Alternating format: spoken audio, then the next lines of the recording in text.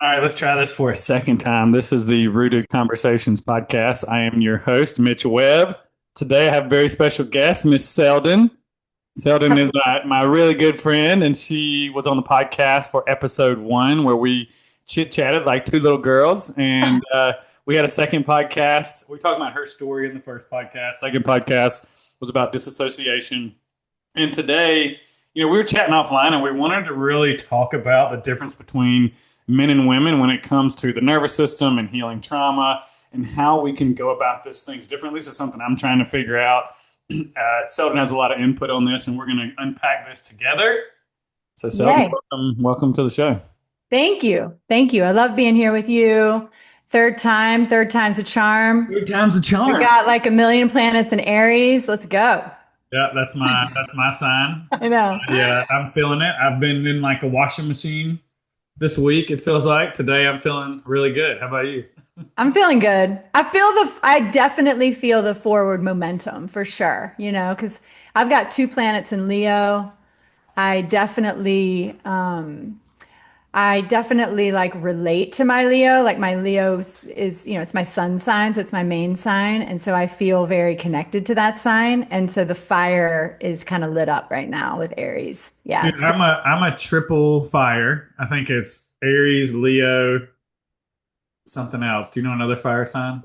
Aries, Leo, and Sagittarius. You have all Oh, three of those? I don't think I have I Sagittarius. think you have two Aries. I Don't think you that might be right. Yeah. have? Man, you're like my son. My Yeah. I son's feel like like that. I'm in the washing machine, just back.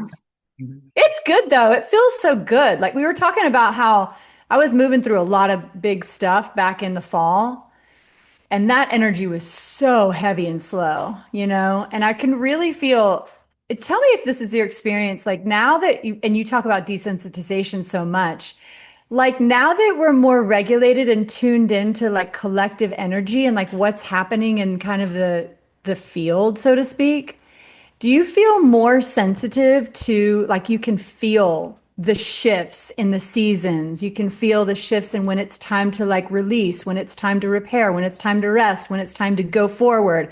Like I really feel those shifts a lot. Like I don't know if you remember this, but I took a major hibernation period between December and March where I was like completely offline, completely off social media. My body was just like, you have to do this. And I just like rested. I didn't take any new clients. I kept my hand, my regular clients on, but I didn't market. I didn't take on any new people. And man, it was so important, I think, for now, which is like this rebirth energy of the Oh, dude, spring. I can feel that coming off of you since we got on. Like you got a lot of light around you. Like not like I'm seeing auras and stuff, but Maybe you are. you feel vibrant. You know what I mean? Yeah. You feel Yeah. good. You feel like you're popping. I don't know if that makes sense. Yeah. Oh, that's awesome. But Yeah. for It feels like me, that.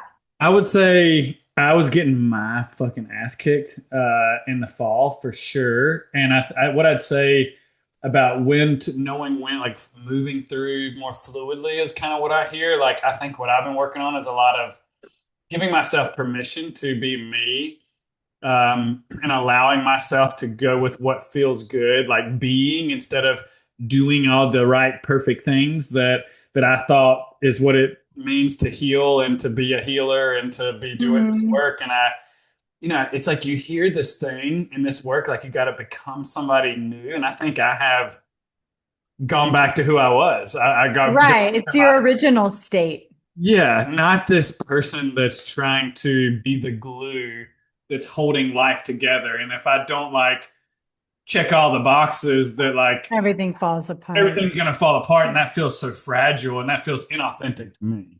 Yeah, for sure. Yeah.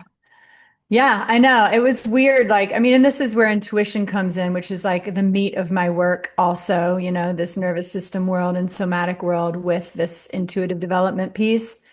And it's interesting because now I feel like, at any given moment, I might be like, oh, for whatever reason, I'm feeling this today, or I'm feeling that today, or I'm feeling like I don't need this anymore, or I Mhm. need to step more into this, and it can come in so many different ways, but it is really a deep like knowing. And being able to follow that is a whole nother thing. Like it's like sometimes we have these knowings of where we want to go, what we want to do, how we need to live even day to day. But the courage to act on that, is a whole nother thing. And I think obviously with this healing work, that gets easier and easier. Or it You has for know, me.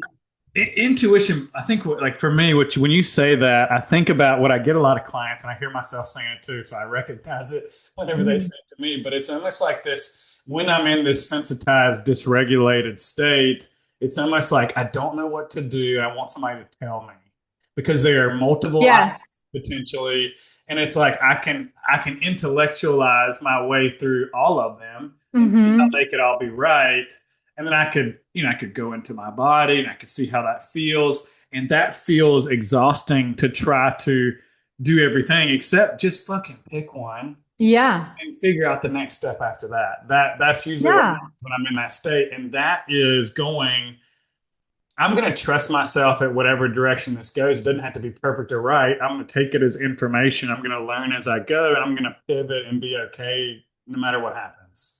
For sure. I mean, listen, our spirit team, God, whatever you want to call it, our intuition, there's a lot of different timelines for how we can get somewhere. There's never just one way. There's always option, there's always choice. One way might take us a little bit longer, but if that's the way we chose, then that's the learning that we needed to have in that moment. And so when you think about it that way, there's never like a wrong decision. And whenever we have that fear about a wrong decision, we go into our parts. We go into our functional freeze part. We go into our fawn part where we're wanting to outsource our authority, Mm. right? We go into our dissociative thought parts. We go into our collapse parts. And so once we go into those different identities, then we're no longer us. We've Yeah, just it's like your prefrontal cortex goes offline and you're in the washing machine searching. parts. That's when Yeah, everybody starts popping up. I don't know about you, but it's like it's not just going in this part. It's like all the parts show up at once. all of them. Yeah, That would tell me if I'm coaching myself, like, oh, we're super overwhelmed and dysregulated. And can we come back to a center? Can I just, for me, that means put it down and go for a walk. Like, for sure. Sunlight, man, the earth. Absolutely. yeah. It literally discharges that energy too, right? The earth is just so good at soaking up all of that excess just energy. Just it's being in, let the uncertainty be there without reaching for Fix it. the reassurance that we're seeking. The capacity building to be with the uncomfortable stuff is in that moment of noticing my urge to seek validation or to seek okayness from somebody else, to like call that friend and get, not that Yeah. that's wrong, but like, No. man, there's so much power that can be built in creating a new experience. As I can stay with this, not Mhm. disassociate, not shut down, not go into my patterns or soothing, and just let it unfold. Play. Yeah, absolutely. There's nothing better than like just sleeping on it too, like getting outside, That's the eating craziest some thing. food, Yeah. sleeping on it, and then we usually wake up with a different outlook Yeah, I think or of more like, clarity. if you weren't in your shit right now, in your symptoms, in your shutdown, like what would you want to do? And it's like, oh, I would probably want to go for a walk. I'd want to go spend some time in nature. I want to work out. I want to eat some good food. And Hang like, out. yeah, Yeah. go do that. Go do that. Yeah. We get programmed that we have to be hustling and always on. My friend was talking about how social media has programmed us to be, I can't remember if it was right brained or left brained, but basically like we're addicted to hustle culture and liking and getting the Yes. comments back and like getting validation, and always we're not used to being bored and Yeah. being in stillness and not having somewhere to go all the time. And it's like, man, that's such a beautiful design by the overlords to control us, to keep I us know. Totally. like, man, you got us. We're all online and plugged into this. Yeah. It's a really cool thing to watch old movies. I've been watching like old 90s movies with my kids and how people are just hanging out. Like they're just like hanging out. They're not on their phones, they're not doing stuff. They're just like sitting under a tree talking. Like, that's what we did. It's like they Yeah, don't take do me that. back, man. It's That's where wild. it's like, doing this work, I find a lot of people online and it's like at the same time, I want to just get in and get out and like take a Yeah. like I think that's healthy. I want to do analog. I want to be in person. Yeah. That's what feels the best to me. And that's where I try to blend, in-person networking with social media posting. And it's like the first time I went, I was so uncomfortable. I was like, what's the movie Talladega Nights with Will Ferrell, where he's like, I don't know what to do with my hands. That was me in person. But then I found all the woo-woo people and chatted with them and ended up having a really good time by the end of the day. But it's just kind of weird being in person if when we haven't. Yeah. Mitch, you're the most woo good old boy I ever met. Yeah, I can see that. I like the woo-woo. You really do. You really get along I with got a us southern well. girl. Yeah. Oh my Well, if God. y'all don't know it, but Selden's also a southern girl. She's from I down. really am. Yeah. Hot Atlanta, baby. Ah, Actually, nobody from Atlanta says Hot Atlanta, so I shouldn't even do that. I don't think I've ever said that before, so I don't know why I did. makes But me think of Nelly. Was Nelly from Atlanta? I think so. We Yeah. got a lot of, yeah, we got a lot of artists from here, actually. Outcast, best one. Oh, I love Outkast back in the Yeah, that's right. Yeah. And Crisscross. Remember Crisscross? Oh my God, dude! I was in like And TLC I do too. remember TLC. Justin Bieber. Crisscross. They wore their pants backwards and stuff, right? Yeah, totally. Yeah. Yeah. I fell down a lot trying to do that. I think. Yeah, I think a lot of people did. Hey, listen, white boy, this is not for you. Oh, so we're going to talk about men and women and how they're different in healing. And it's like, just I guess starting off the conversation, this is something that's gotten my attention. I've had, several male clients asking about this. And what's weird for me is that I have healed in the women's space. We were doing our mentorship with Irene. It was like two dudes, three dudes, and Yeah. 40 women. And, I felt really at home in that. I learned to be vulnerable, like more like women do.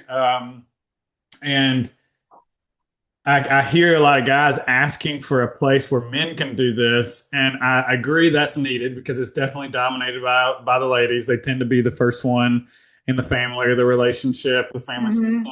do the work. I think that's awesome. I was the first one in my family to do the work. Uh, Yeah. I resonate with that, and I want to create spaces for men, and I'm just trying to understand, the difference. Yeah. So I'd love to just kind of, I don't know, where do you want to start with that?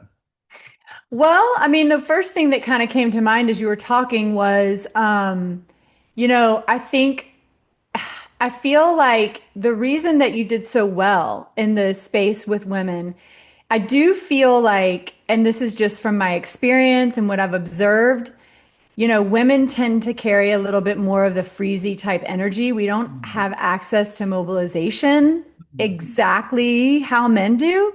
Men just tend to be a little bit more sympathetic dominant. And the healing like path is a little more linear with that. So if you can, I think, right, and tell me if this is true for your experience or how you feel about this, Mitch, because I am not in a male body. But if you can get into the groove of those more female spaces of like this, what we did together, SPT and some SE work, some somatic work, getting into the nervous system, getting into the body in that slow, really titrated, building capacity, building safety, all of those foundational tools. If you can be in that space as a male, I think it actually really sets a stronger foundation than what men always tend to go to, which is the brain top down stuff, like a lot of cognitive stuff. And they really want fast action now. Mhm. And the female spaces and the more somatic spaces are not that way. They're very slow. It's building over time. You don't necessarily feel the results immediately. Sometimes you can.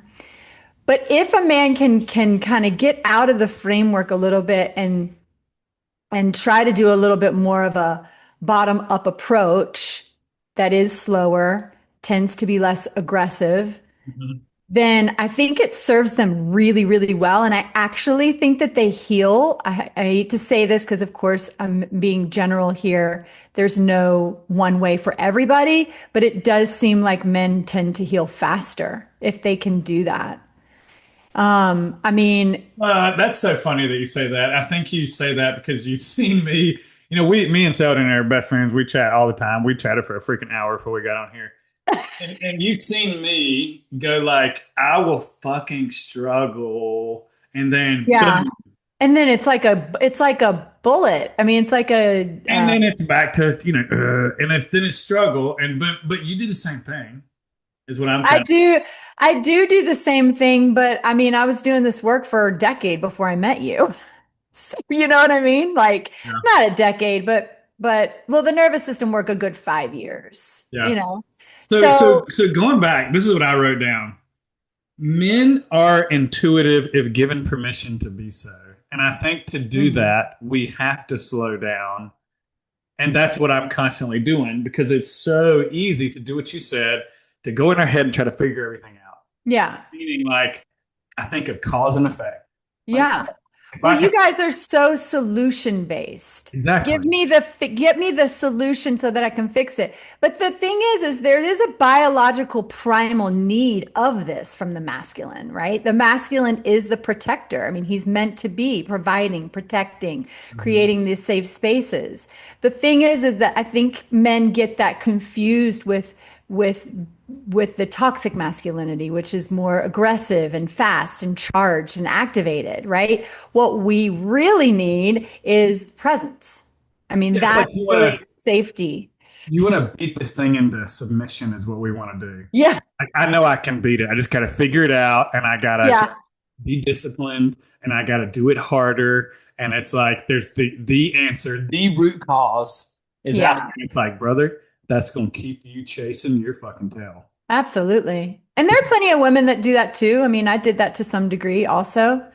But the biological need for a woman to slow down is very, very like it is a need. It's a real need, because we have reproductive systems, we are intuitive, we have I mean, Hormonal changes throughout the month, and there's different ways that we're going to yeah, show up throughout the month, and absolutely. We're on working that with that. 30-day cycle. You guys are on the 24-hour 24 hour cycle. cycle. So y'all are more linear. If you think about that in terms of healing, you every 24 hours, your body's like, it just like resets. It resets. You wake up pretty much. I mean, you're gonna kick back on this, but like if you weren't doing your healing work, like your energy kind of resets each day, right? We Oh, don't do that. it does Ours is that more every now. It does right, that more now, where I wake up right, and I'm like, boom, I'm shot out of a fucking cannon. But before exactly. I was crawling out of bed because I was so depleted, and Yeah, I would sleep for 10 hours and still feel like I hadn't went to bed. I would wake up at 5 a.m. thinking it was 1 o'clock in the morning yeah, and have so much pain and stiffness and like and part of the problem was constantly checking in on that stuff and how I feel and becoming obsessed with how I feel and constantly checking in on my symptoms all day and micromanaging those, which puts a lot of pressure on me. A lot of effort is happening.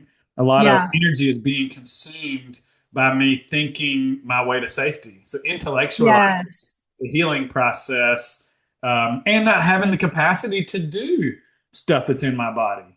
exactly. How you like? Oh yeah, I can tell I'm angry, and I can tell when I tap into like, oh yeah, I definitely need to do that work. But if I don't have the Then you capacity don't have to do that, access. now I'm Yeah. going to shut down.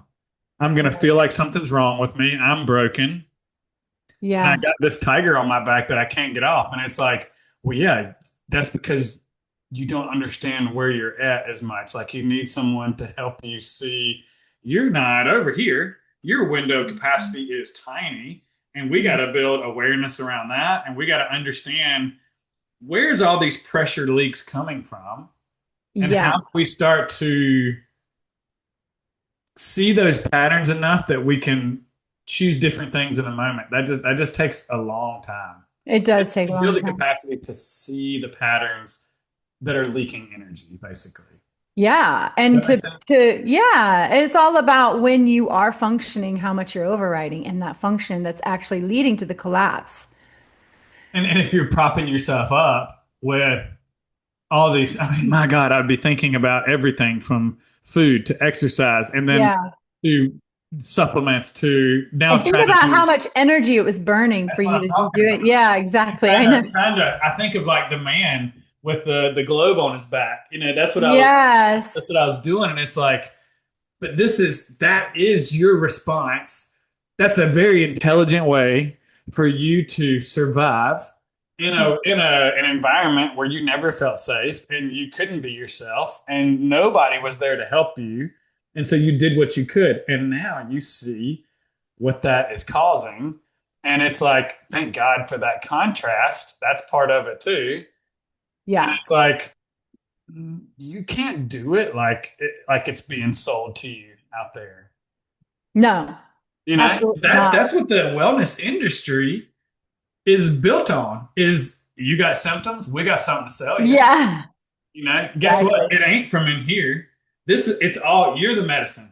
We know that. When we Yeah. start looking out here for answers, ooh, I that's mean, that's our programming. That's like the whole thing of what got us sick in the first place. I know. It You makes know, so much because we sense went, now. yeah, because we started to fix we weren't taught to trust ourselves as little ones, and we were taught to trust the authority, right? Our The parents doctors, the programmed, therapists, the yeah, parents. exactly, all the experts, Mhm. and then what happens is we grow up where we have an internal message that says one thing, and then we have another external voice that says another thing, and then all of a sudden we start acting and behaving and making decisions based on the external authority rather than the internal authority, and that is literally the root of all disease, is when our inner world doesn't match the outward motion of action and where we want to, our dharma, essentially what we want to be doing here in this world, in this life. Well, we because we mistake that inner authority is a trauma response. We Absolutely. and we think it is. Yeah, we confuse intuition with our trauma. Yeah. So then And what do we do? intuition We is flee? soft. Intuition is soft. It's Yes, dude. soft, it's subtle. It's not this, Ugh. I just was writing about this. It's not this big, extreme adrenalized rush. And this is where we really get confused in relationships when we're getting into new relationships and we get that adrenaline spike and all that cortisol rushes and all the, what's the other hormone? Endorphins, Yeah, all the endorphins, oxytocin that comes with it, oxytocin. right? And so we are like, oh, it's my intuition. This is the love of my life. This is it's like, no, dude, that's all your attachment wounding. And would you say a way to notice that was the speed and the quickness of it, the loudness and Absolutely. the intoxication of it? It's like, is that a sign to go like, hey, pause, dude? It's Like, addiction. That's addiction. That's like the same rush I would get when I was going out with my friends and getting drugs when I was a teenager, It's like that same feeling. dude, It is literally. nothing is more exciting than a bag is on the way. It doesn't really matter. It doesn't really matter What when it it gets is. there. It's because you don't feel like shit after. It's more like on the way, I can fucking smell it. Like that's the addiction. And it's like in a relationship, what you're talking about, I think, is like you get with someone and you are in love with this person, right? Yeah, but we're talking about attachment even with the drug scenario because what is so intoxicating about that experience is the connection and the bonds that you are forming with the people when you're doing it. Right. So it's this thing that you're doing, but you're doing it together. So we had all these insecure attachment wounds from our family. So we didn't feel safe with those. So we attached to something else. We attached to our peers. We attached to the drugs. We attached to these experiences that made us feel connected Mhm. in some way.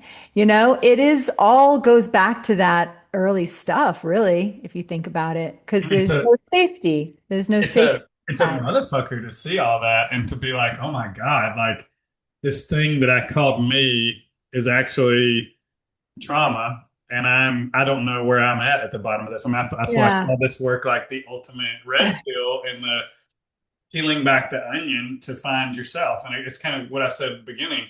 I thought I had to change and be this perfect, like perfect version human of a healer No. person that isn't messy, doesn't fuck it up, and gets it right all the time. And I'm like, man, that's actually We're that's just that's rough. deprogramming. We're just deprogramming. We're going back to the original source, Oh, right? yeah, Yeah. yeah. Unlayering all the stuff. But man, it's such a process. It's so beautiful though. Once you get to a certain point with it and things start to really flow and come off quickly, once you really know kind of how to do it. Well, I then feel and then like you think you're, and then you think and then you get smacked in the face, and yeah, oh, that's true. You're like, oh, dang, here what we is are, this? Yeah. here we are again. Even though I know the game, I can get dysregulated. I can get sensitized, and my prefrontal cortex goes off. I don't remember any of my education stuff. I'm back in these early responses, and then you catch it, and that's the work. You just catch it more and more. Absolutely. Well, we Or don't fear quicker. it as much when it comes up. That's how my experience is. I'm like, oh, this is here right now. Okay, what's this trying to teach me? How does it feel? And I don't get into that spiral of fear, I mean, really, that is what causes the symptoms, is that conflict, that inner conflict of like, what's happening? I'm terrified of what's going on right now. And I can't handle the pain or the grief or the anger or whatever Yeah, it is. yeah. And The then, uncertainty is yeah. making me go to So my coping strategy, yeah. And like shutting from a down. G&M perspective, once we know how to be with all of our stuff, we're just downgrading those internal conflicts all the time. We're downgrading them so much You mean by like not responding in the typical by way with not the having alarm? by not having fear and alarm bells go off when Well, you're it's when the alarm conflict. bells are going off, we use our tools. We go, okay, Yeah. the alarms are going off. What's this mean? All right, body feels overwhelmed and unsafe. Now let me zoom out. Let me hold this Yes. sensation and let me look around. Is it unsafe here in this room talking to Selden? No, it looks pretty cool. So let's go back to here. And, Yeah. and eventually it just, okay, he's not making this a priority. He's not coping or responding to this. Like he wants to get out of his body. Like maybe this isn't an alarm. Maybe we'll quit sending this signal. Yeah, exactly. Yeah. Yeah. Yeah. Good stuff. So, yeah, it's interesting when you were talking about when you're moving through all your collapse, and when you're moving through all your shutdown and stuff. Because, I mean, really, what I've seen and what I've just noticed in terms of masculine, feminine, just going back to that like original question, Yeah. is it does seem like men, because of the biological design to protect and be the protectors, that primal need for you guys to like fight essentially, that you have more access to mobilize the fight flight response. If you have capacity for that. Yeah, But don't that's can't you what see like the that's catch what I 20? was saying, like, is like you were actually touching on that you don't always have it. But I Oh, feel I like you mean guys it's get to it easier than we do. I really do because we tend to be more parasympathetic in nature. We tend to be what makes a woman feel safe, whole, all of that is ventral and rest digest. It's like that combination. Whereas it feels like men, it's like embodied action is what makes you feel important or fulfilled, or I don't know what the word would be. when you say that, I think I want to exhaust myself. That's one thing I got from Irene that was really good. Like, yeah, you need to exhaust yourself. For me, go and rest on the couch if I'm feeling dysregulated. Yes, there's a time and a place for that. And I had Dr. Mickle on the podcast. We talked about this. It's like fatigue for men can also be boredom and like not feeling fulfilled. Absolutely. And it's like, what I was doing with that is I was waiting for my fatigue to get better for me to do what I want to do, what I love in life. And so Yeah. it's an advice that I heard the other day that I love is, hey, what's that thing? that you've been avoiding that you really want to because of your symptoms, this thing that you used to do, and you're telling yourself you can't. What is it? Go do that fucking thing today. And so Mhm. mine started with, I'm just gonna get out of bed and I'm gonna walk. And I would be crying my eyes out because I was so damn uncomfortable. When I got back, I'm like, Yeah. oh, man, that felt good. And it's like, Yeah. so that updates the system that's telling me you can't exercise, you can't eat these foods, you can't do these things with your business, you can't help people. Like, you're fucking sick, dude. But every Yeah. time I do it, not that I'm ignoring what I'm feeling, avoiding it, suppressing it, it's going, hey, I'm fucking tired. I'm anxious. I'm going to put that on my shoulder. You're going to hang right here with me, and we're going to do this thing that we love. And when I see that I did not die, I actually enjoyed it, and I want to Mhm. do it again, that like it's like, oh, maybe it's not the threat that I thought it was. Because we make our life so damn small and avoid living in the name of healing. And it's like, I think we're getting it backwards there. Yeah, for sure. Yeah.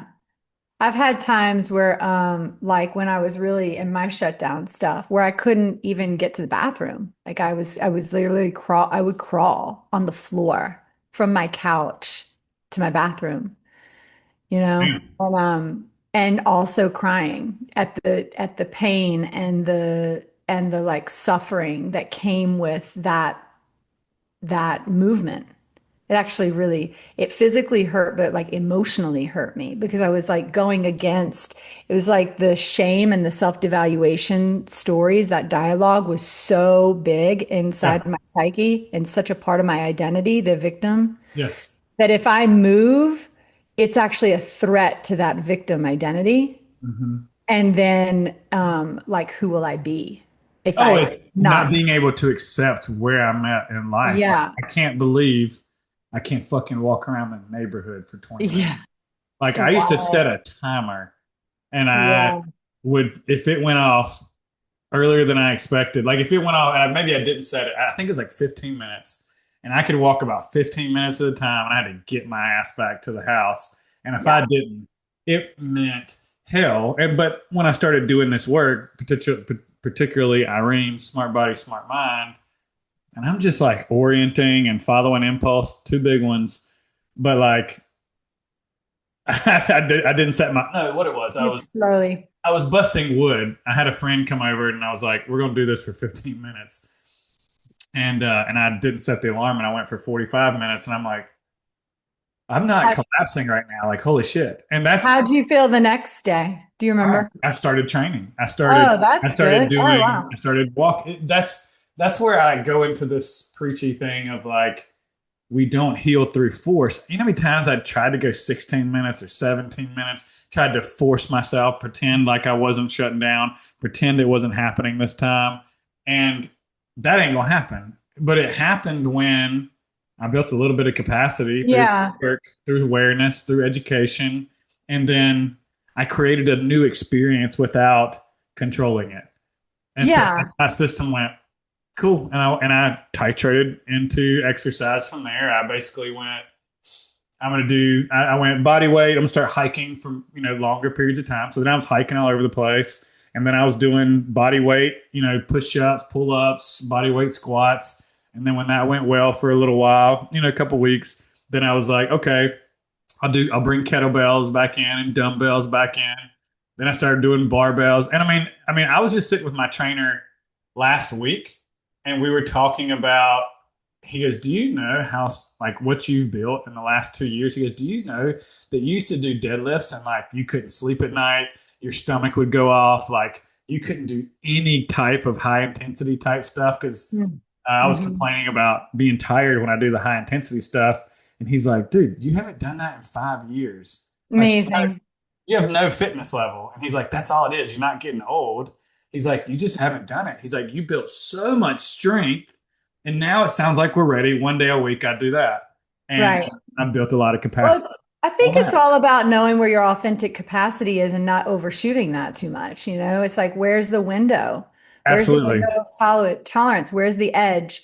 Because if we're always inside the edge, we don't grow. But if we go Oh, too far outside the edge, we shrink back. mhm. And so, I mean, with routine and daily life, and even in all the biohacking bullshit too, it's like, how much can my body actually take on right now? I mean, how much can I actually do in this now moment? And when we're first starting out, I mean, it's very small. Like I remember literally being like, can I take a shower and brush my teeth today? Mhm. You know, like that is the capacity that I have. Actually, that's pushing my edge And can at, I be cool with that? and am I okay with that? Right. And then there's an acceptance and an allowance of being in the repair stage. Because what happens more times than not is when we need repair and we need rest and our body is just, it can't do anything else. We're shaming ourselves the entire time and it's keeping adrenaline spiked on the inside, you know, internally.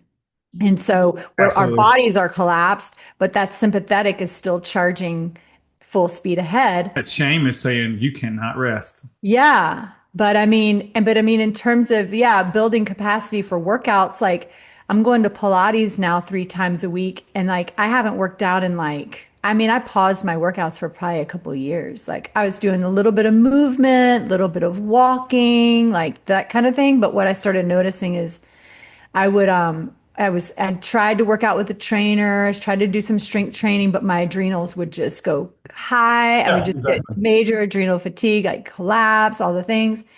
And now I found this like perfect rhythm. I probably could go 5 days a week, honestly, to Pilates because it's like it's a really nice pace, Hmm. know, but I've just slowly met my edge of what I Hmm. can take. And I pay attention. That's the thing. Like we have to pay attention to what is doing what. And sometimes it's hard to figure that out, especially when you're throwing a bunch of stuff at it. You know, it's like, oh, well, did I not sleep because I took some new supplement or did my sauna too late or I worked out too hard? Like then it's like you don't know. That's why it's like man, simplify the Oh healing yeah, process like majorly for a long time until your yeah. nervous system gets straight. And then you start slowly adding things in. But the survival physiology just wants to go fast all the time, I think, for men and women.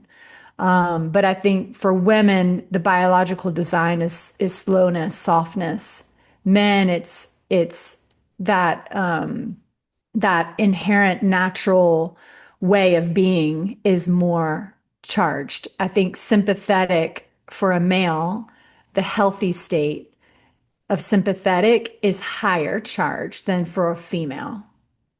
Um, And I agree with that, and I see the benefit for men. With toxic masculinity, our definition of what it means to be masculine is like very tiny. It means you can yeah. rage, you can be angry, and you better be productive, and you better Yeah. earn and shut the fuck up. Mhm. And What's it like to grow up with a pressures like that as a male? I mean, you got to rub some dirt on it and suck it up and be tough and kick some ass and take some names, and everybody's chomping at you.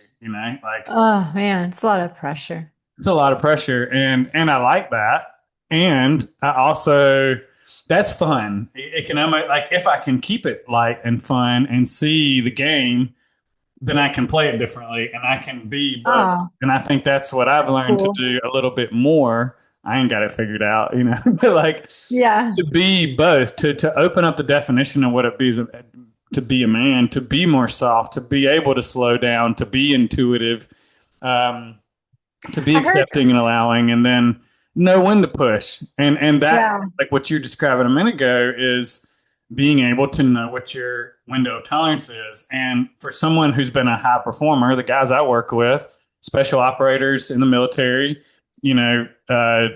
entrepreneurs, single parents, former professional athletes that have kicked ass and take name, and then they've experienced a big stressor or a long period of stressors. Their system is shut down. It's in collapse. It's sensitized.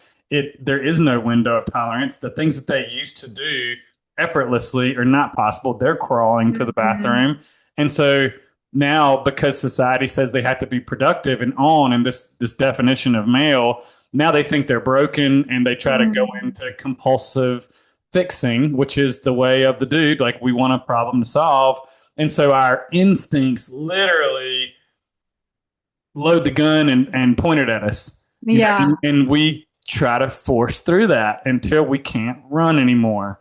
And then you end up talking to me. That was me. Yeah. I heard it was a really interesting podcast interview that I heard recently where the guy said that his masculinity really, really opened up and came online when he was able to get in touch with the divine feminine actually inside of him. Because then all of a sudden he could feel that polarity. So basically, what he was saying is the ability for him to soften, for him to slow down, for him to go into some more of those feminine qualities in a embodied, safe, accepting way and not be judging that part of him actually opened up masculinity for him. And I think it was even like hormone shifts and testosterone shifts and different things like that. And he said it was mind blowing because even like how he was in intimacy with his wife had shifted, where he slowed down. He was softer. He was more attuned to her. All these different things that we would think of as more feminine qualities. But actually, it was the masculine able to hold all of that. Okay, so here's my example. Tell me if this makes sense with this. I love that. Okay. And what comes to my mind is playing with my, or I mean, I'll just do me as an example. So playing with my nieces and nephews, little kids, they're like 2 and 4 or something like that. And like maybe they're being an asshole or they get hurt or they're being emotional. And instead of being like, rub some dirt on it, hey, quit being a bitch, like, or like being very uncomfortable in that, it's like slowing enough to drop in and go, what's up, dude? Exactly. Safety. Yeah. That's providing safety. And it's like, I can see guys with their kids doing that where it's like they're embarrassed that the kid is being emotional in public. And so they're trying to dismiss Fix it, it. They're trying to or fix it. Yeah. fix it. Yeah. And it's like, man, that's a huge opportunity right there. Yeah. Drop into what is this kid feeling and Yeah. be hold that space for that, and to not to helicopter and fix them, but to just be like, yeah, dude, you're hurt. What's up? What do you want? Yeah. And this is where we get like this idea that the masculine has to be tough and this and that. It's like that's actually not it. That's not it. That's such a different, I never felt more unsafe than I felt with a boyfriend that was beating people up all the time. Oh my God. Like when's that going to turn on me? Oh yeah. When's he going Like to be he put in the thinks that hospital? that's making me feel physically safe, quote unquote, but that actually made me feel the most unsafe, that toughness. You And want to so, be defending, like even I in mean, don't get me wrong. I want a dude, like, if something like legit a threat happens, I definitely want my dude to be able to like fight back. I mean, I'm not saying that, but I'm just saying, like, you don't want to be with, it doesn't want to be, you don't want to have this masculine energy that's just constantly toxic, like going off, oh yeah. in I mean anger that's and all the things. yeah, that's it's like inappropriate and I mean, that's an it hurts extreme someone. example, but like we even see this in parenting, like what you were just talking about with a softer example like that, right? No, I want somebody that's going to attune to me, I you think know? that's what we all want. I mean, I think Yeah. that's the missing piece that I see in society is just we don't know how to show up for the other person because I think of, family stuff. It's like we're afraid how we'll be perceived or what that means about us because we'll say, oh, you're being weak. You're being asking for help is weak, um, not being okay is weak. And so we're going to rush through that and avoid that, which is what causes all these protective patterns to come on. Okay, Yeah. I'm gonna suck it up and be perfect, and I'm gonna beat anybody up that makes me feel uncomfortable because I can't be with that because it wasn't modeled to me. Oh, Exactly. Yeah. Yeah. just permission to be human, Yeah. to mess up, to be sloppy, to not be perfect, to learn through mistakes. What I want Make to small know, mistakes. what I want to know is how does a female feminine in this space, it's the same thing. in our Tell me conversation. about that. I'd like to hear unpack that a little Oh, bit. we're not going to go into that right now. But Uh, how does the feminine help the masculine feel safe? Is that not our job at all? well, you guys did that for me in the group. That's what I So got in a group interested. setting, yes, but I'm talking about like in a relationship. Well, then I you're think then that, you're in the wild, wild west because who is practicing this work and understanding the conversation right. we're having? Because what I find is a lot of just not being aware of what's going on. Just like talk about what's going on in the world. Talk about what's going on with. It's like if you don't have the awareness, then you're going to be triggered about what you don't even understand, and you're going to be defensive. There's going to be a guard up because you haven't seen that yet. Does that make sense? Yeah.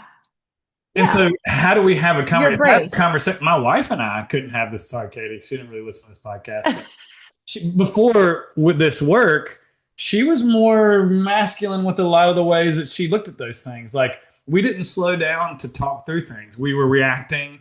We were dismissing each other. We were gaslighting each other and not understanding why we're so uncomfortable. And now, through a lot of work, we slow down. We get interested, Yeah. get curious. We say what we're feeling. We say, I need space. We're like, you're pissing me the fuck off. I need to go take a So walk. that's what it is, I think, for the men is like we need connection and to like talk it through most of the time, except for you. You're like an anomaly. You Well, like that my wife is connection the too. opposite. She doesn't, now But she does, but she didn't want to talk and I want to talk through. She goes, you're oh, beating me to death. And I'm like, because I'm trying to feel better about it. repair. I'm trying to Yeah, repair it. but Exactly. I think that men, for the most part, I feel like men need to retreat. Is that true? Like to feel Overreach. you need to retreat into your own energy. Like I you thought need you to meant almost, like we need we're gonna go do ayahuasca in the jungle. or you do need to retreat with other men. I think men need to process their stuff in groups with other men for sure. That is how it has been since the beginning of time. Like women process with women, men process with men. Women can process their stuff with their man, but the man should not really be processing his shit to his woman because that's emasculating. It's putting her in the masculine and all that. It like changes the dynamic. So that's what I mean by like, it's really interesting because we can process to you guys, but it's technically like supposed to, whatever. Each person is different, but men are not supposed to like process all their stuff out with their woman, you know?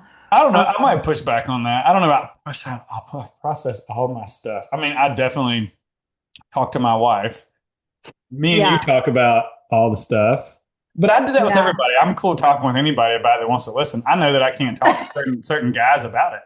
It's Right. just it's not going to be received They're well. not gonna, yeah, And exactly. these retreats that you're talking about, what are we going to do? We're going to go avoid everything and do breath work and ice plunges. Like that's No, I mean, technically, you should sit in circle. You should feel the anger coming up. You should be sparring a little bit with the other person, feeling that's your cool energy, feeling your force. until it tips into ego. That's what I see. And Oh, now you I've got do? a men's group that I do here locally, and that happened with it. What happened? It became more egotistical. It Well, you became got to have a really strong wasn't person boundaries. That's what it was. holding the space. Yeah, you got to And have, that's what I understand now that I didn't. dude, that's you. You got to do that. Oh, I know, and I did do that. I kick people out, and I set boundaries, and we communicate, and Yeah. it's like no, we're gonna slow way down, and we could be running into the middle and fighting each other, and it's like, I mean, your trip, what's going on? Like, can we talk about it? Can we talk about what just happened and slow that Right. way down? And that's capacity, and I think it's so easy to find resolution instead of sitting in the uncomfortableness of the moment because Yes. we almost don't trust ourselves with the other guys. Well, it's also just about being trauma informed. So we don't process our anger in those big cathartic releases. We are slow. We use our muscle and our body and our all Mhm. of our sound, our voice, but it's really slow and really titrated. It's not this big cathartic like release where you're just like unleashing on a person. Like But you that got does to have somebody that's holding that's what yeah, the that is space saying of it. that. And it's like, Yeah. hey, you can let this big stuff come out. Yeah. We're not going to spray the room with it. It's like, how do you, because it wants to, like when I started doing anger for the first time, I'm still working on anger coming up and out, like authentic, like all Yeah. the way. It's like, I thought I was going to hurt someone. I thought I was going to scare the neighbors inside my house, because it felt so big. And that makes sense. And Yeah. there's no capacity for that. So if a guy walks in and doesn't know this work and he's like, he wants to just fucking send it, well, that and So, not aware of capacity yeah. gonna be. It's like now that I've done, I'm slow. I'm like, oh, I'm feeling anger. It's in my chest. It's building. It's like it feels like this. It looks like this. It's an 8 out of 10. It's what I want to do with it is, and then face starts coming into it, Yeah. and it's like, oh, that feels really good. I almost feel a release from that, like a pair, like, oh, that feels good. Yeah. Like, okay, so let's sit right there with it. Hmm. Let's imagine what it wants to do. Let's do a tiny bit of that, and then boom, here comes the tears, Exactly. and it's like, Yeah. and it's like that's confusing. What do you well, maybe you don't have we don't know. Maybe you don't have capacity for that, or maybe that's enough for today. Well, or That's a maybe protective part coming in. what was under the anger was the cry you weren't allowed to, right? I mean, you wanted to cry in that moment when you were 5 years old and you were getting reprimanded, but crying was definitely a threat to your survival. So you got angry. So when that starts to unpack, anger comes out, then the grief comes out. Yeah. Hmm. Yeah, it's like I would I imagine. always think that's really cool, Oh yeah, it's so cool. Well, it can right? be confusing too. For Yeah. that. If Like, you don't I know. wanted to do the anger, but why am I sitting here in a puddle? Yeah.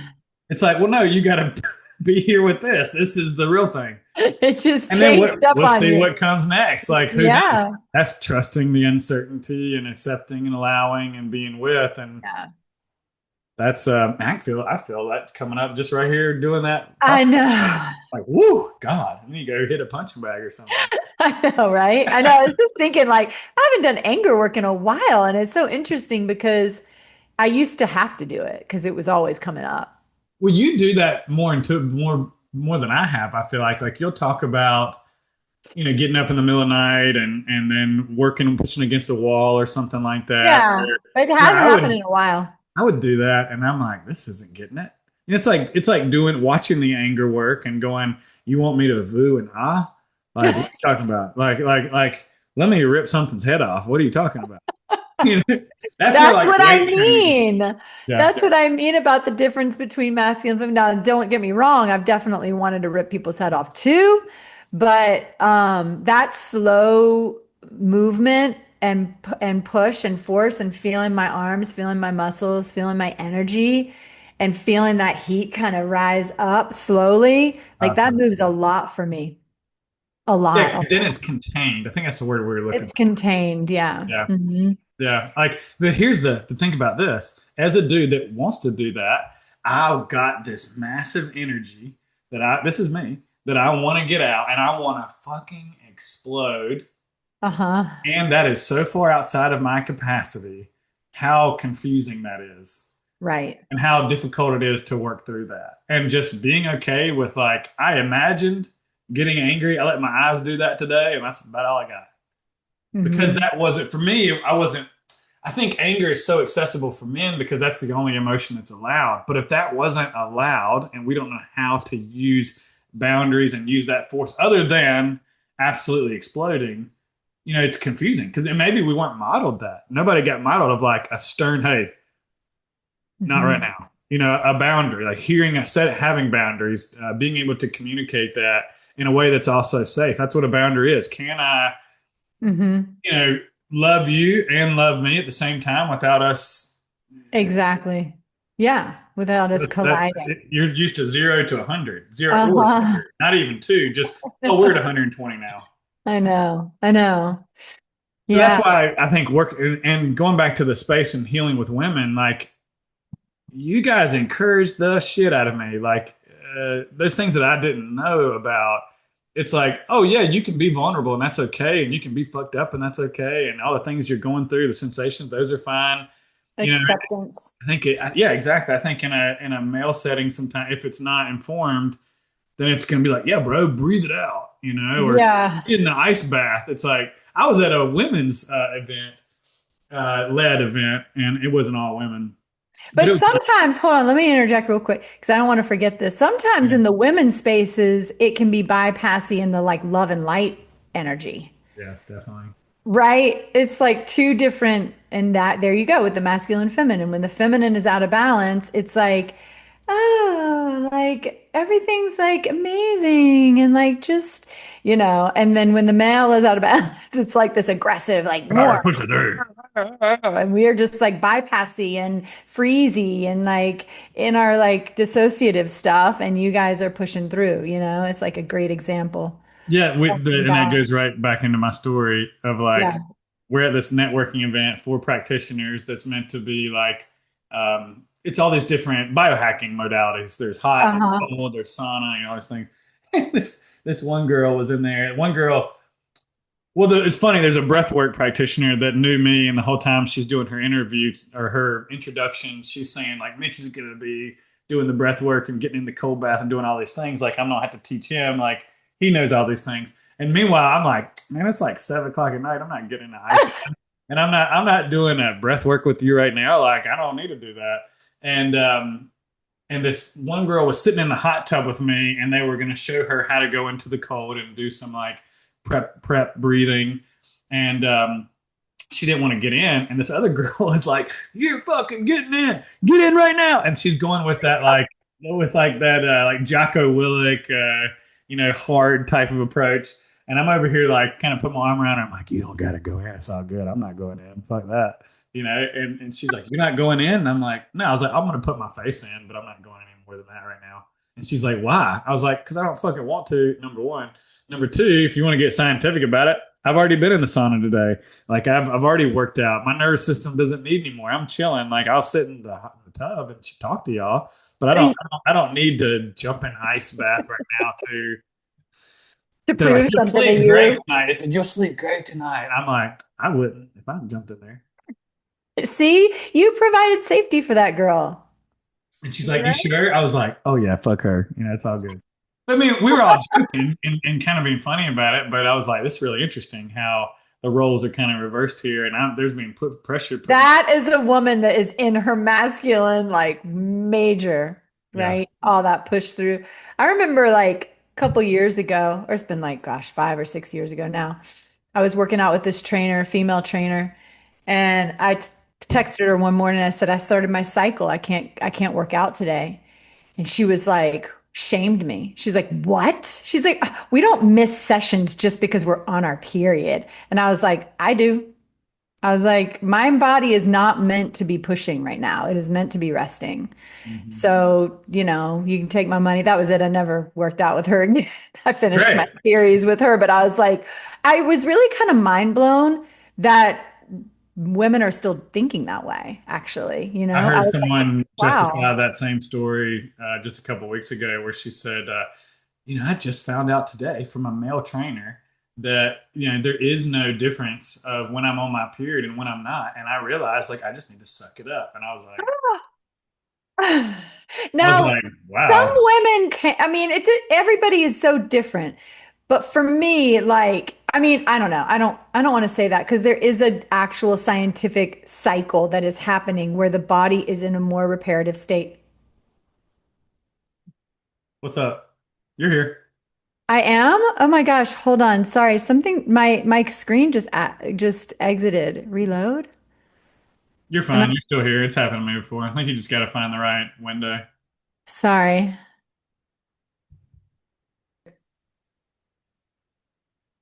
So when we are in the menstrual phase and the luteal is right before the last half of the luteal phase and into the menstrual phase, we're in a reparative state. We're meant to be in a reparative state, and our bodies really show us that. I mean, we are surrendered. We're more tired. We don't have access to, the same type of energy and output. And that's by design because our bodies are preparing to make a baby. Whether you're actually having a baby or not, your body is preparing for that process. I mean, think about any death and rebirth process. In that death phase, we're in that death phase in that cycle before well, maybe even during menstrual, and then the rebirth is during ovulation. But during that phase, like we're meant to be slow. And actually, back many thousands of years ago, when we would do what they call red tent ceremonies, and women would all cycle at the same time on the full moon. Actually, right-handed women cycle on the full moon, lefties cycle on the new moon. But we would Damn. sit in Didn't know ceremony. that. I know. We That's would sit wild. in ceremony together, and this is when we would get all of our downloads. This is when we would get literally the plans, the action, the maps out for the future of the villages. Like is when women would be cycling. And so if we're in this productive masculine push through workout, we're not in that state. And Oh, so we're going against what we're actually meant to be doing here. so And society how has like brilliant, programmed women out of that. yeah, how brilliant is it of them to program that out of us? Because we literally have the answers to the universe coming in through our womb. Damn, Like, I'm getting chills all over my body. That's wild. like that's when they come in, And so women are being programmed to bypass it programmed completely. through the Yeah. masculine to like I almost wanted to go into an example of like I guess some women are competing and some women are, but it's basically the switching of roles that it feels like men are becoming more feminine and women are becoming more masculine. Yes, absolutely. Men are getting emasculated. Of course, that's happening with the C-sections and all the different interventions that are happening because men are territorial. And so when you inflict, there's a conflict on the territory before they're even freaking walking, Like like circumcision and stuff like that. Is that what you mean? circumcision and then the vaccines. I mean, can I say that here? Absolutely on this podcast.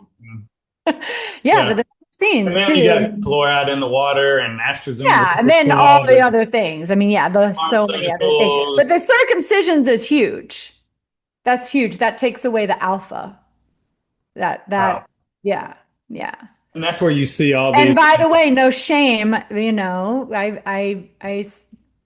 I did not know this when I had my son. We all have to we learn and we grow and we have to, mothers have, I think, a lot of guilt around this when they learn about this thing. I know I have. I've had to work through a lot of stuff with this with my son, um, Yeah, but it's like anyway. that's what they did even in like a lot of these blackmail rings that you see being talked about with like Epstein and like I'm Oh, hearing God. about back in the day when like you had they would demasculate. I don't know if it's emasculate, I demasculate, think it's and emasculate. raping men, like in Oh, front of yeah. other men, recording that, doing it in front of their kids and their children. If there was like a an unruly person, and it's like, dude, that makes a lot of sense. And it's like these things get baked into society, and it becomes such a norm that we don't know that's what's happening. And it's like people are waking up to a lot of these things of how people, all humans, are being controlled. And I think that's what's happening right now. Yeah, absolutely. I mean, when you think about those sex rings and stuff and all of the pedophilia and stuff that has been permeating this planet, I mean, the root of the reason for why that is happening is to completely tear us away. When not, it's just tearing us away from our powers, like almost minimizing the just grotesque whatever nature of the whole thing. But um, it permeates collectively to confuse the roles of male, female, to inflict all this generational Um, collective trauma. Yeah, that just, yeah, it confuses all of the gender stuff, all that gender stuff that we see now. I mean, oh it's yeah, a lot of it is and you see the stupid and politics trauma. basically. It's like left and right, and they're just switching, and they're just Yeah, doing this. And it's like you get people to get on one side or the other to hate the other, and it's just reinforcing the I pattern. know. We gotta step outside of it more, and it's like you're so in it, and you see what has how all these things have done, and it's like it's a mind fuck to wake up and see all that. It really is. Yeah. And then to see how it's affected the men and the women, It's I both. It mean, goes. It's all what. of It's the what. So women. no shit. We Yeah, need to be talking about how do we help the two sexes. Do you think? Do you think? absolutely. do you think men and women do well together in healing, or is that like, Yeah, yeah, totally. I yeah, think I mean, in my experience and with my clients, like it's an internal job up to a certain point. And then if you're in relationship at some point, it has to be collaborative, and then there's really a lot of relational work you can do with each other. There's a lot of attachment work you can do with your partner and that kind of thing. I do think that there's boundaries, healthy boundaries, absolutely, that yeah. are important. Some things you want to process with your therapist, with your practitioner, with your coach or whatever. And then sometimes you have to work through this relational stuff in day-to-day life with your partner. And yeah, I've been working with, I have a couple of clients who, I'm working a little bit with them, with their partners now and doing some couple stuff, and it's really beautiful to see. And even in my own experience, I was single for a really long time. And as I've kind of started to get out there and maybe date a little bit and have more relational experiences with men, I'm noticing, oh, certain things are getting pushed right now that haven't been pushed. And this is actually really important for me to see where this is, Hmm. my attachment stuff. Because when you're by yourself, I mean, for me, it's easy. It's easy for me to be alone. It's way less triggering. I don't, I have friends who are like, they get really anxious if they don't have a partner. I actually get more anxious when I am in relation with somebody. But that's important. That's an important I see that process. a lot. I see a lot with women that are in this space that have been single for a while and go back in. They're like, "Oh my God!" But Yeah. I imagine, I know It's wild because you guys feel feel the like, did same. I do any healing work? But then when I think back to when I was dating like 4 years ago, it's like night and day. It really is night and day. Like now I can be with the anxiousness when it comes up. Now I can see the stories. I can hear oh, this is my stories. This is actually not real. This is not intuition. This is like my fear. This is my trauma. Da da da da da. You can kind of sort through it on your own, but yeah, it's definitely buttons get pushed when you're in relationship a lot of times. But they're good, and this is how we grow. The Oh yeah. relational shit is hard. It Mhm. is really hard. Yeah, I think with me and Katie, I had to go do my work. She's gone and done her work, and then we're better able to do the work together. Versus like Yeah. what happens with us is we're basically upset about the same thing, and that really takes a Yeah. zooming out to. I realized recently it was like we both want the same things. We want the other one to be punished for being wrong, and to have to apologize. And I'm like, but there's no wrong. It's just information, and both of us are right, and we both want to be heard.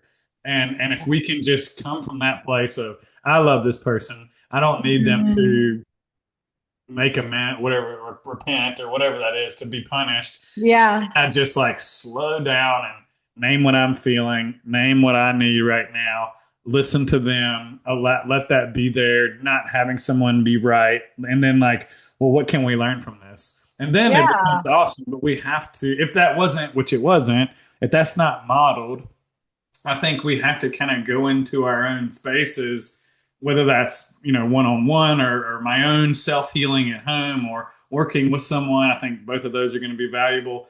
That makes discussions at home better. When I'm Mhm. going through something or when she's going, she can support, I can support, I can actually listen.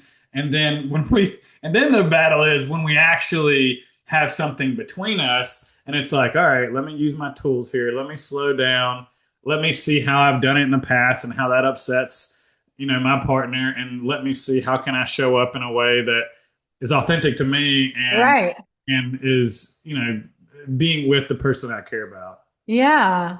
And I think it's also, we have to grow capacity to be in relationship to and feel safe in relationship with another human also. Even before we get to the point where you guys are at, which is even more advanced. You've been together for a long time and you guys work through so much stuff so beautifully. But for someone like me, relationships it was so much conflict. So there wasn't any, again, with the attachment stuff, there wasn't any foundational real sense of safety available to me with other humans in my home.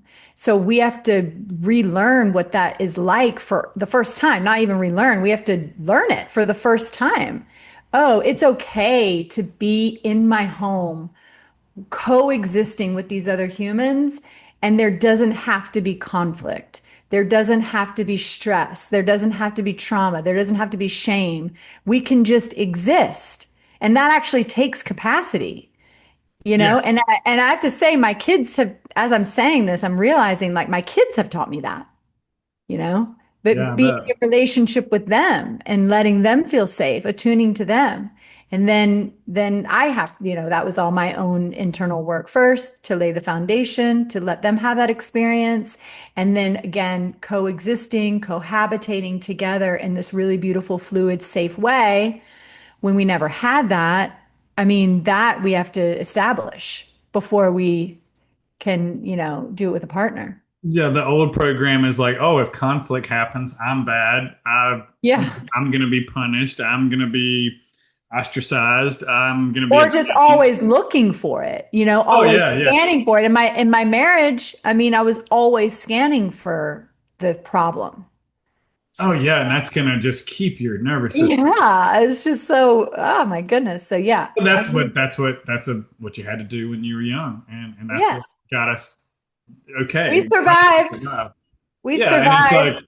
it's like it's all this contrast. It's like one of the coolest things is like being vulnerable enough to be able and having the capacity to say what you're feeling and risk what could happen whenever you put that in, because in the past it wasn't safe to do that.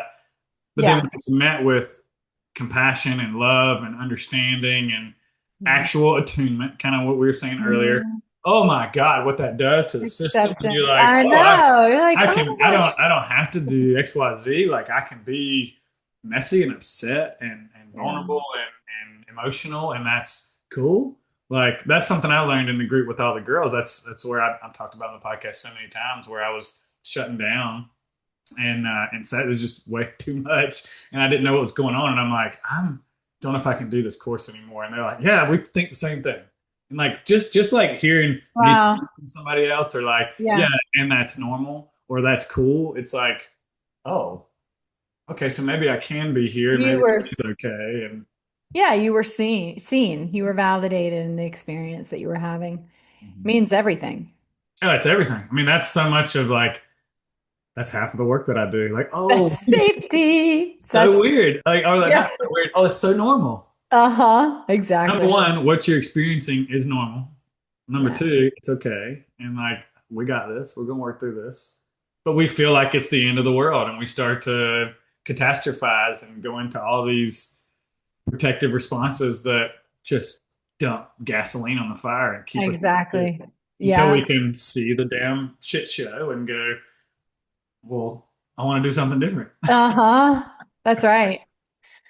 Yeah. And I want to be something different. It's like being it, embodying it. And that is not done through just It's talking. not the cognitive. Yeah. That You can can't. happen. Well, when you think about this thing, we can use that. Like that doesn't mean that it's not valuable. The story and the past, no, not necessary. But if we can use it in a way that is productive, like we can have that memory, that was implicit memory, come up and that trigger a feeling in the body, pathway, brain is open, nervous system saying, "Come get me." Like let's work with it, right? But like if we just stay up here like that it's like so much can Well, it's happen like through there's understanding and meaning, but it doesn't change how the body responds to the life, right? It doesn't change how the body responds to life. Mhm. Yeah. I mean, sometimes I find that, when we weave them together and we've done enough embodiment work, when we have an understanding of something, we can embody it easier, much faster and easier. Right. So sometimes if I have an understanding like, oh, I was working on some financial stuff with a coach a couple weeks ago, like some scarcity mindset type stuff. And we worked from a cognitive perspective.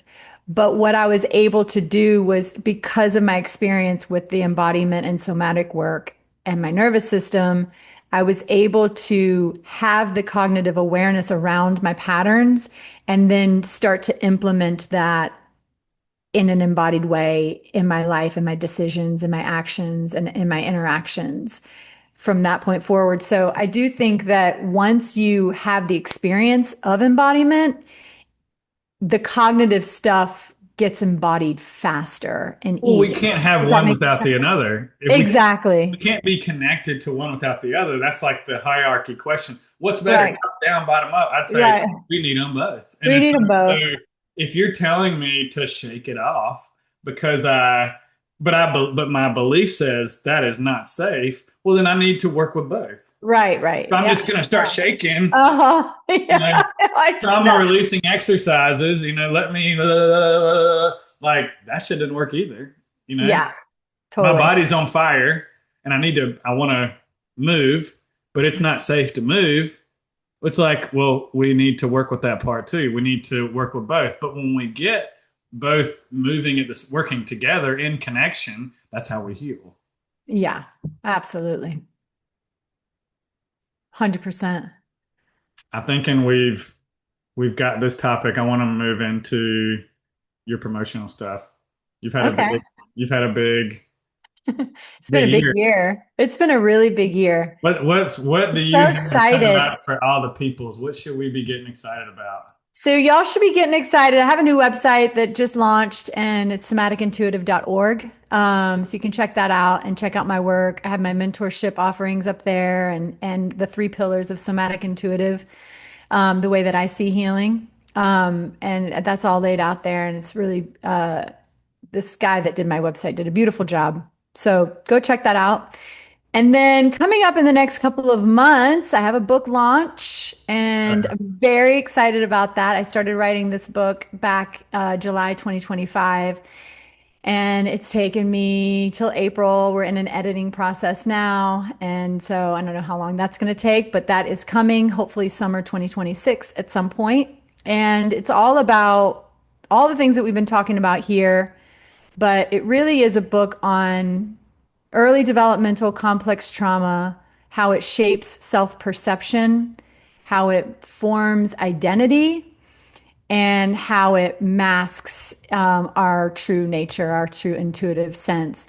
And I really like, as I was writing it, it really is quite a spiritual book. It's a kind of like a book on consciousness in a way as well, because intuition is God essentially inside of us. And so, anyway, it's a lot packed in one, but it's written from my perspective. There's a lot of personal story in there. Essentially, what it's about is how I grew up with a dissociative disorder. Nobody knew that it was dissociation. They didn't have that label or any tools to really help me. And so I was labeled not smart. And then by the time I was, 10 or 11, chronic illness set in and my path through that. And then addiction by the time I was a teen, crystal meth and different things to try to help, self medicate basically the dissociation but pushed me into functional freeze.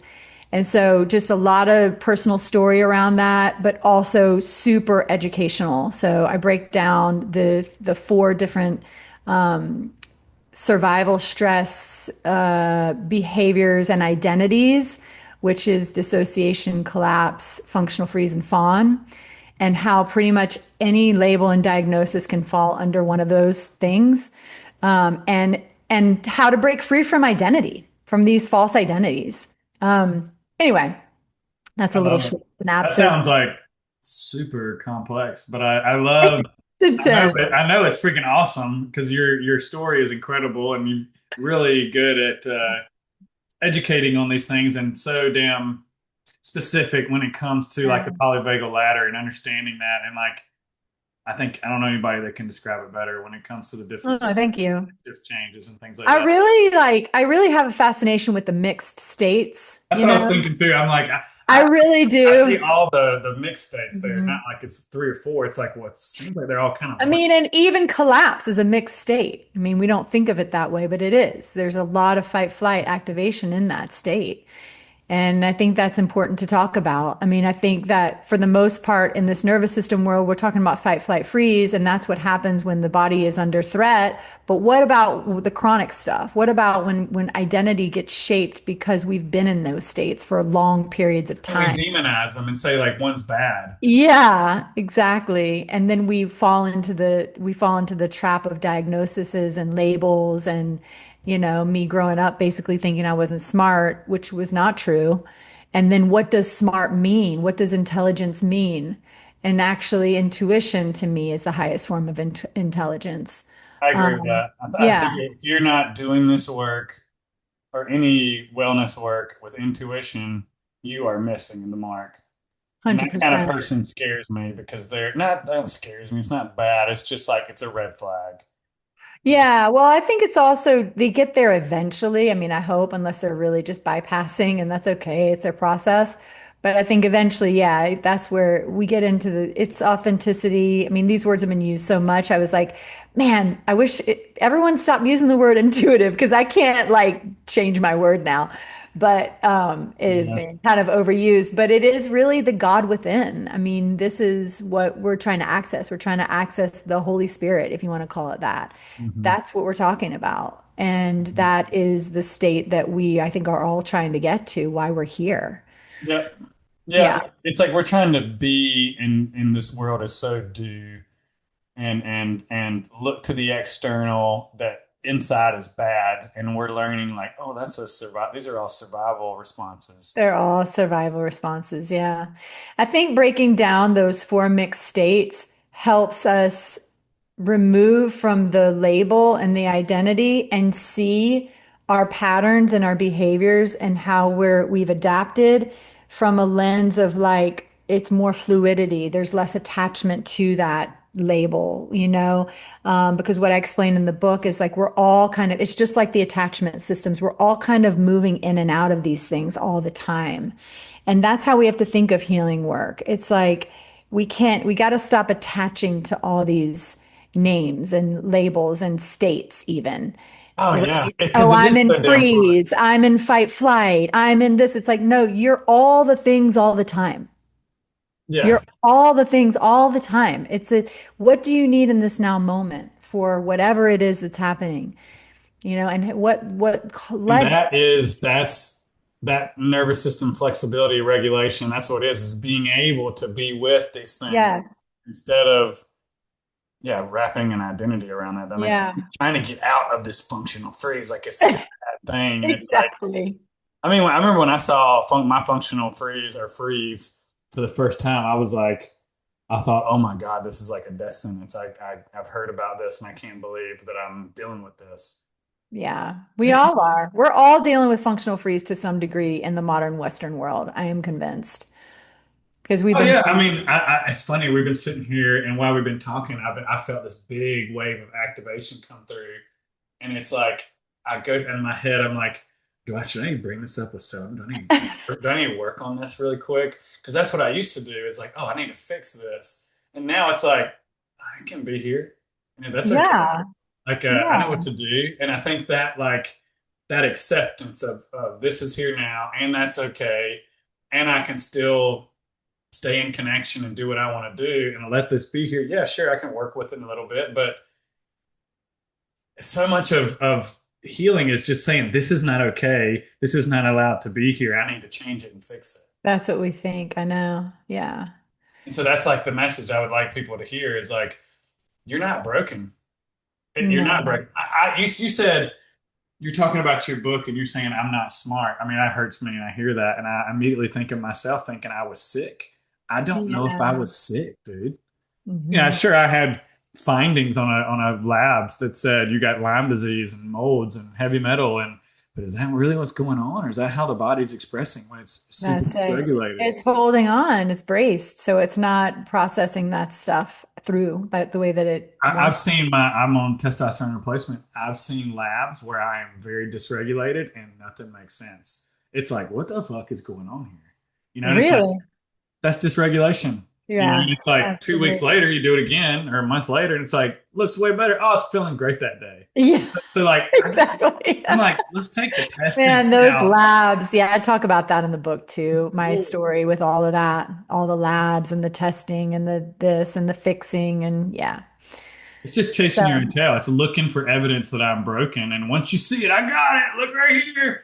This yeah. says it. Now I'm going to hang my hat on this and I'm going to go into this victim. And we both did that for years. And it's like, I get to the point now where I'm like, I don't know, man. I think that was a story.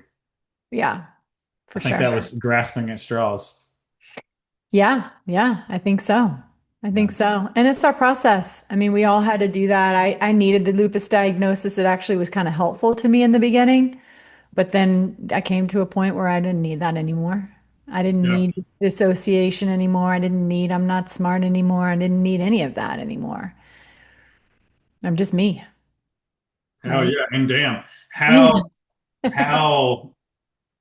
life giving, how easy is that to just be me, dude, and to be okay with that. And if you don't like it, kick rocks. And like, Yeah.